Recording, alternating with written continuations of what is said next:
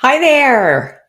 Are you having trouble making sense of your child's behavior? Well, today we are in part four of talking about the sensory system and how important it is for parents to understand their child's behavior by understanding that sensory system. Today, we are going to talk about the vestibular sense. The vestibular sense is also called movement. It's our movement sense. And this is a sense that the average person knows nothing about. But when you understand it, because every single human being uses this sense, it allows parents to have a better understanding of their child's behavior. So if you have a child who is in constant motion, if you have a child who is called the Tasmanian devil, if you have a child who you cannot, really cannot take to a movie, or they will not sit for a concert, for church, for a recital, for anything without needing to move, this is a child who is experiencing some difficulties with their vestibular sense. Okay, and this is what we're going to talk about today. Let's dive in. If you have just found me, if you've just landed here, hi, I'm Kelly. I'm so happy you're here. I am a long time, over 20 years, um, pediatric occupational therapist, parent coach. I am a mom of three amazing teenagers, and I'm also a certified mindset coach.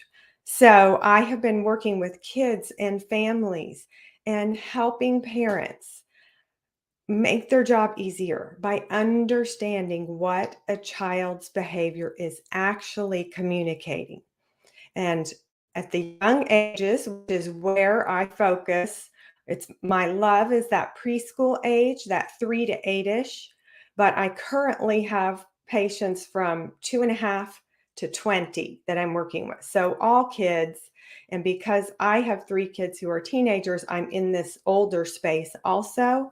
And so again, been helping parents with their kids and make peace and connection and harmonious family interactions for a very long time.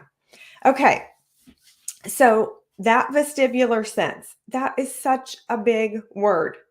And so I want you to remember it: movement, my movement sense. And vestibular, it has to do with our inner ear. So you might have heard of people who have vertigo, who have dizziness. Again, that is an inner ear. It's a movement issue. But usually small children do not experience vertigo or dizziness. We do experience or watch them experience other kind of what I like to call a hiccup or a kink in their hose, in their vestibular or movement sense.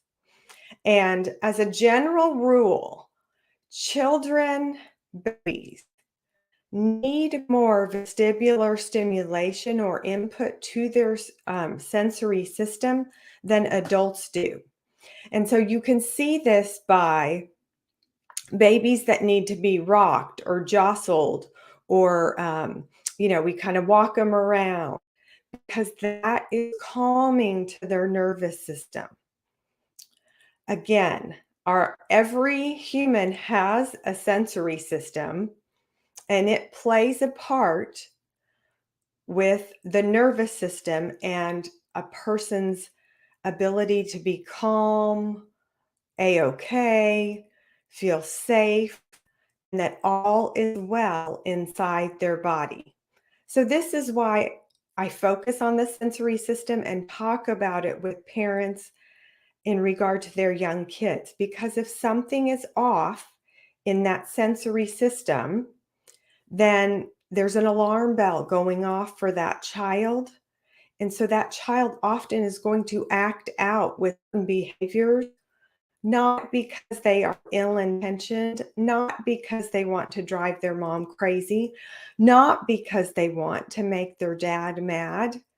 Their body is automatically responding to this alarm bell that's going off inside their body from one of their senses. Today it's going to be vestibular sense. And so the nerve receptors that are all over our body and pick up on the things that come in to our senses from our environment, those register. I'm not safe. Something's wrong. And so this sends a child into distress. And this is when a child will do certain behavior to try to get themselves automatically back to an A-OK point. And so it's incredible how God created humans to be, because we automatically will try to do something to make ourselves feel better. So again, if you have that child who is the Tasmanian devil, who really just runs crazy all the time, they are trying to calm their body by getting more movement stimulation into their body. And they're not trying to make you crazy. They're trying to help calm themselves down. So, for parents who have a child who is vestibular, um, has a vestibular hiccup, this is a parent who has probably been alerted that, oh my goodness, your child is such a disruptor. Your child is such a troublemaker. Your child really needs something. I don't know. You need to discipline him. You need to be more firm with him. Like, he is out of control, or she. It's both girls and boys. And again, we can understand that and know, okay, my kid isn't really out of control. My child has a need in their movement sense to get some input to be more calm. But this is hard to understand because you think, if I'm trying to be calm, I should not move. That would be calm. But this particular sense, and for a child who is what we call that sensory seeker, they need more of that movement input actually is what makes them feel calm, which can be, again, confusing to a teacher, to a daycare teacher, to a parent, to a friend. If your child is playing at a friend's house and the mom is like, oh my goodness, I just asked them to sit quietly in front of the TV for 15 minutes, and your child could not follow directions, sit still, and remain sitting, was just out of control. So, okay, I want to talk a little bit more specifically about this vestibular sense, kind of what it is. And then we'll talk more about what that child looks like who has a sensitivity in their vestibular sense. And then I want to give you some things that you can do about it if this is your child. Okay, so that vestibular sense actually has to do with, again, that inner ear. There's several structures in that inner ear that alert the body when there is motion. Okay. So the vestibular system contributes also to our balance and our sense of where the body is in space.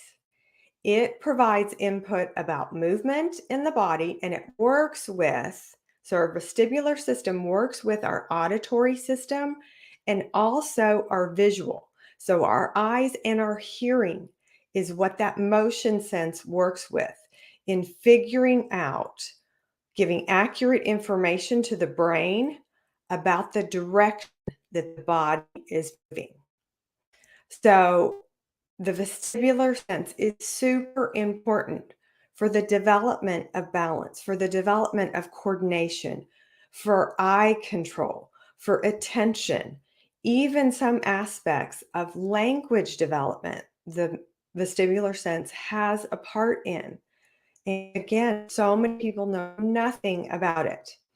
Okay, so a child who has a sensitivity in this vestibular or movement sense, or who has difficulty processing the information that their movement sense is bringing in from the environment.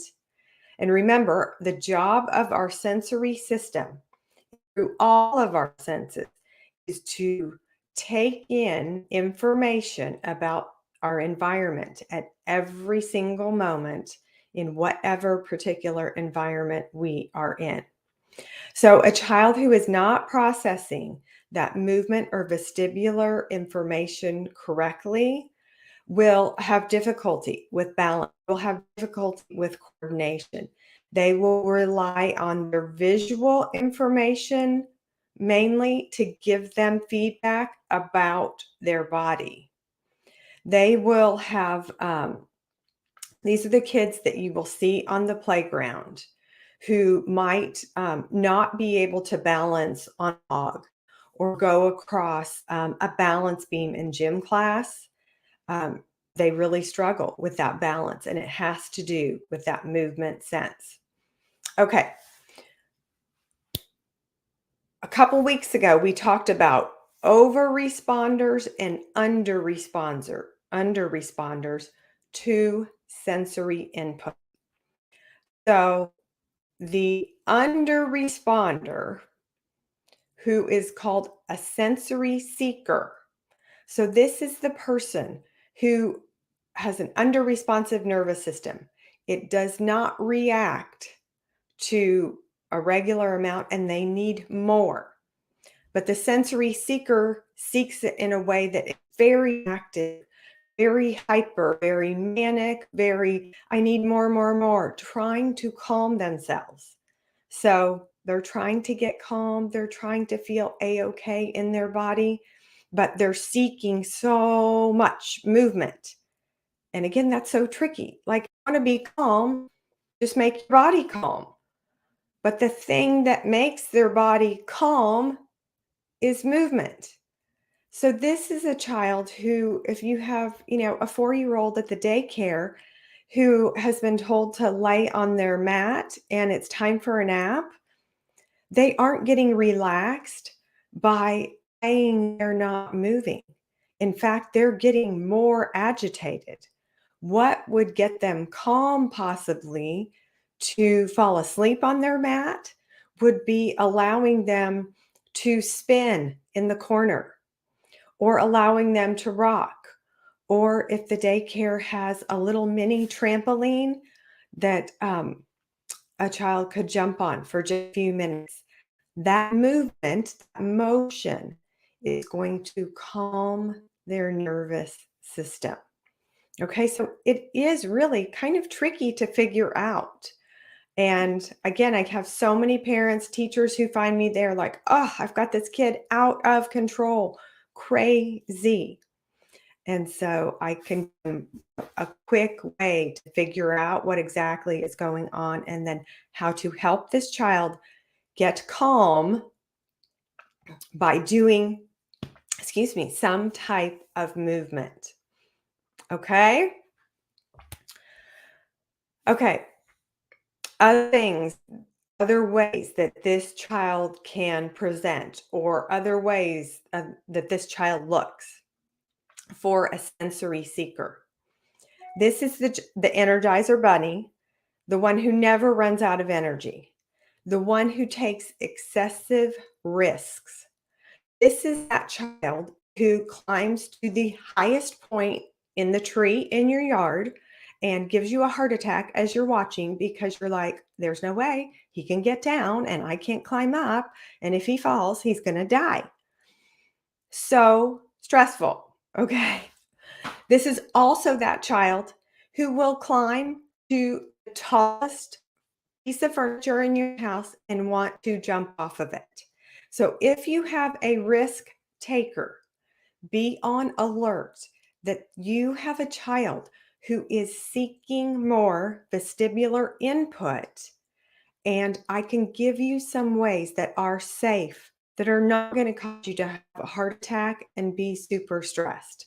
And I know how scary that is. I have been at the park and seen so many kids that I'm like, oh my goodness, if he does not come down from the top of that slide, I might have to go remove him. And he's not even my kid. I'm so scared for some of these risk takers. Um, okay, what else could this child look like? They could love to spin around. So, this child, if you take them to a playground or a park that has a merry-go-round, they might stay on it and refuse to do anything else. And that just till they wear themselves out. Like they want to get off, they'll push themselves, they'll make it go super fast. They don't want anybody else on it. They just want that input inside their movement sense. This could be a child who is constantly seeking to do something moving. So they always want to go to the park. They always want to play football. They always want to be doing some motion. They're throwing a ball when they're sitting on the couch. They are up and pacing and moving when they are doing homework. And again, some of these kids don't even realize that they are, up walking around, pacing back and forth, and they've got a piece of paper in front of them, and they might be memorizing something. But that is what it takes to calm their nervous system. And we know because we have looked at my pyramid of learning that the foundation and the bottom of that is our central nervous system. So a child will automatically do something to calm our nervous system, for our nervous system to be a-okay. The next thing after the nervous system is that sensory system. So if they're walking around moving, they need that movement to make their nervous system feel okay. And then they can learn. That higher learning takes place after the nervous system, after the sensory system. So they're doing something that works. These are the kids that they could require a standing desk at school and perfectly fine. Or these are the kids that need a stool or a special chair that will allow them to move. I've also recommended large therapy balls for kids to sit on when they are at their desk because it allows for that movement. So when they can move that body and meet that movement sense need, then they're available for higher learning. So they can hear the teacher and they're learning about the history lesson today. So this is another area, parents, again, where I have spent a lot of time. So I am in schools all the time. I am communicating with teachers, with administrators about what does this child need to provide for their best calm, a-okay system. So again, I helped a little boy this week. What do we need to do for him to get him some input into his movement sense so he can participate in the morning routine of his class? And so for him, we're going to allow him to actually stand in the corner and spin. And spinning is a very quick way to get effective vestibular or movement input into somebody. So if I'm helping teachers figure out how to help a child, I will say, okay, let's let him, come to a corner of the room or possibly right outside in the hall and spin around really quickly for a minute or two to get his nervous system back to an a-okay point so he can participate in class. Okay. And another type of somebody who is movement sensitive is somebody like me who is an over responder. So just a little bit of movement is alarming and taxing to my nervous system. This is the child who gets motion sickness, gets car sick. This is somebody who, if you have a child like this, they might be sitting in that second row in your Suburban with 3 kids across, and they don't like sitting in the middle because they experience that movement of the other children on either side of them, and it's alarming to them. It's distressing to them. This can be me. I have been in a booth with kids on both sides of me, busy moving up and down with toddlers. It's made me almost want to throw up. So if you have a child who is telling you, too much in the back seat of your car, and there's another child on either side, they're not trying to be dramatic. They're not trying to be difficult. They're not trying to make mom's life harder. They are trying to tell you a need. They are communicating something because there's an alarm bell going off inside their body that says, not safe, something's wrong, help, uh-oh, something's wrong. Okay? So I just want you to be aware, because this movement sense comes up a lot with undesirable behaviors with parents. They're like, this happened on our trip, or this is happening in school. And again, this is not a bad child. This is not a child who is intentionally acting out. They are almost automatically, based on the way God created humans, automatically trying to do something or not do something to help get to that calm, okay point. Okay. So I think I talked about, yes, the child who won't take a nap, who needs that movement to actually get calm. Okay. Let me see.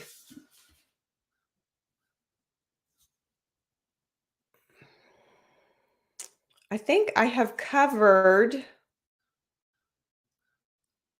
yeah, I've covered pretty much what exactly this child can look like. Um, if you have a child who is rocking back and forth, um, that is a child who is trying to effectively and efficiently calm their nervous system. And so I know a lot of parents will say, oh, sit still, I cannot stand it. So if you're going to ask a child to sit still and really not move at all, you should probably expect that this might be a child that is going to be extra fidgety in about 5 minutes, because they're trying to do something right now to keep their nervous system calm. And it might look like movement. It might look like rocking. Okay, I have a couple of my kids, I feel like, are movement sensitive. So when we are in church and we are standing, they're kind of rocking or moving. And again, adults, every human is doing what they need to do or not do to meet the need of their nervous system and their sensory system at any time. And every human has one or two of our senses that are a little bit more sensitive. And in that sensitivity, they could be an over responder or an under responder to that particular sense.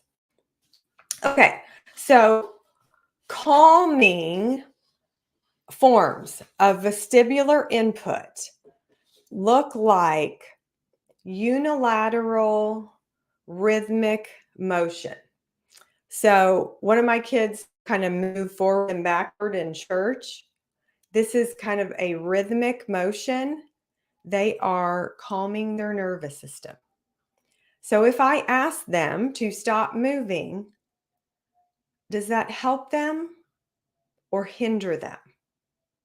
It really doesn't help them. It might be bothering me, especially because I'm movement sensitive, but it's really what they need to do.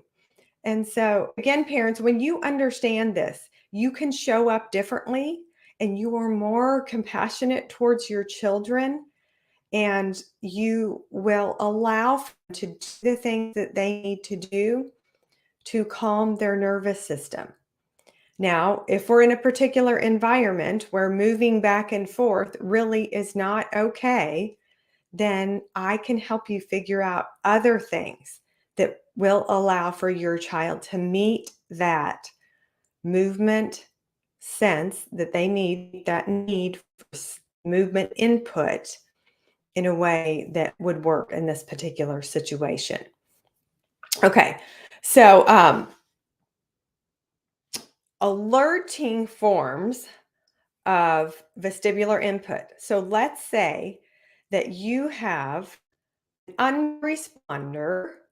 So nervous system needs more vestibular input, but your child is not a sensory seeker. Your child is kind of that bump on the log. They look kind of sluggish. This is the child who gets called lazy, not engaging, unmotivated. So this is a child who could have an under-responsive nervous system in regard to their movement sense. And what does that child need to get their nervous system to an A-OK point? They need some type of movement, but what type? Okay, this is a child who needs multi-directional, fast, unpredictable movement. So a lot of times I will have a child, I'll say, just go run around crazy or go touch every single rock. If I'm at a park with a bunch of big rocks around, I'll say, run as fast as you can and touch every single big rock and then come back. Okay, because they need input to be calm and available for listening and learning and engaging. But they need, because their nervous system under responds, they need it in a more fast, kind of out of control way. Okay. One thing that I wanted to talk about, okay, we've talked about things that you can do to help a child. So in school, in class, we can have them have a standing desk. They can use a therapy ball. They can use one of those stools that rocks and moves. If you have a sensory seeker at home, you're going to allow them to spin, to rock, anything calm, unilateral, that means one direction, rhythmic, should calm the nervous system of that sensory seeking movement sense child. Okay, one last thing I want to tell you about that I absolutely love, and parents ask me this all the time. Trampolines. What about a trampoline in the backyard? I love them. We lost ours in the tornado 3 years ago, but all of my kids, we were way too big and we jumped on that thing all the time. So a large backyard trampoline, I recommend for every family if you have young kids, because it gives really good movement input to usually just the right amount for any child, for any person, whatever type they need. If they're an over responder, it helps their nervous system. If they're an under sensory seeker, it helps. If they're an under responder, just under responder, it also helps. The reason it helps is because it's full body. It's your whole body that's moving and in big ways. And so I absolutely love a big backyard trampoline. Mini trampolines can be good. And a lot of times I recommend those for schools because they take up less space. And for a child who needs that movement input to help them, this is a good way. This is a good thing to have. Okay. So, movement sense, super important. I want parents to know everything about it. I have all kinds of other ways to help you, to support you at school in regard to um, the issues that are coming up with your child. Again, this is what I do. So I want to make parents' job easier. I want to give you information and strategies and tools so you are armed to set your child up for the best success they can have, and also so you can set yourself up for the best success. So for me, since I am movement, I'm that over responder. So I need just the littlest bit of movement, and I'm like, ooh, taxed, I'm tired, right? So I want to know that about myself so I can think through what's going on in my day. Okay, we're going to go here. I'm going to do this with my kids. Ooh, but this is a point that could trip me up. So, parents, when we know our own sensitivities and our own senses, and also our child's, we can show up in a really calm, a-okay place in our nervous system, and then help our children do the same thing. So if you head over to my website at www.kelly, middle initial K, Shoup.com, you can find a free sensory quiz. This is a way for you to assess your own sensory system and then also answer a few questions about your child's, just to get some insight like, oh, okay, this child is hearing sensitive, or, ooh, I am movement sensitive, or, oh, this other child of mine is totally movement sense. No wonder I've been hearing all these things about from their teacher about bad behavior with this child. Again, this isn't a bad child, and why I'm so passionate about parents understanding their kids' sensory systems and what each of these senses looks like is because it breaks my heart to see kids who are labeled as bad kids. Not bad kids. God has created them to automatically do something to calm their nervous system. But sadly for them, God chose the sense of movement, or last week we talked about proprioceptive sense. And those two senses often look like bad behavior, craziness, banging into classmates. And again, when we understand it, we can understand, no, I don't have a bad child at all. So I don't want that negative label on your child. I don't want your child to internalize that negativity. So here is again what I am so passionate about is I want kids to know themselves well and not to carry around and internalize, I'm the bad kid. I'm the bad one. Of all the siblings, I'm the one who always gets in trouble. I always do. I can't sit still. I'm always, dad always to pull me out of church. I'm always the bad one.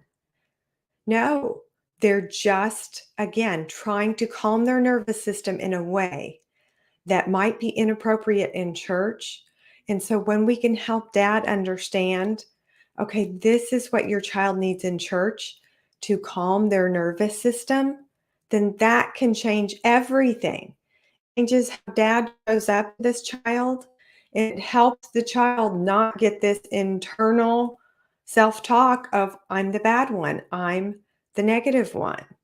Okay. So I am constantly working with families and kids, and parents ask me often, okay, well, where do we find you? How do you find me? Where do you work? So I work with parents a lot. I work with parents over Zoom. I work with parents in person. I am in schools every week experiencing what's going on in classrooms, talking to teachers, helping them strategize, problem solve. What does this child need? How can I help you with a few of your students who are presenting like this? So this is what I do all the time. And I am on a mission to make parenting easier for you to have peace and harmony and amazing connections with your kids that will last throughout your lifetimes. And it's easier than you think, and you do not have to struggle. And I know with this vestibular sense, it can be a struggle. because that out of control movement behavior can be very challenging. But again, it does not have to be. I'm right here. I can help. I have a monthly membership where we do a group coaching call every week where I help parents. Also has a lot of resources for parents in regard to things you can do from my occupational therapy brain and background. So many great resources, parents, that are so helpful to you in every aspect of parenting. I also have a one-on-one 911 call. Parents use this all the time.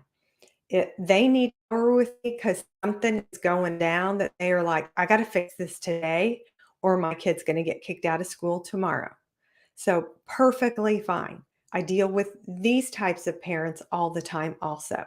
That's that one on one call with me.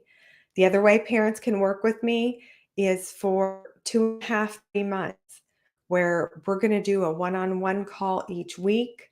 I am going to walk with you step by step in making changes to have the frustrations and power struggles and tantrums and meltdowns and all the challenging behaviors that you have with your child. We are going to work to get those to kind of dissolve and disappear. And again, because I am trained, again, college educated in the steps, in the skills. And so I understand the sensory system in a human person, but I also understand the balance system and the muscle system and the fine motor system and all the steps that it takes for kids to hold their pencil correctly or to sit up straight at their desk or their executive functioning. I'm also trained in that brain and that mental system also. And so all of those things are available to you. And so when parents work with me again for those 3 months, they are just inundated with so many ways to set their kids up for success. In fact, I just talked to a mom. She has 4 kids who are very young, and she's realizes that this 3 month week to week with me is the best way to really parent and operate and know the skills and how to set her kids up for success in this 20-year journey, because it's a 20-year journey of helping our kids learn and grow and develop and get to the purpose that God has for them. I would love to help you.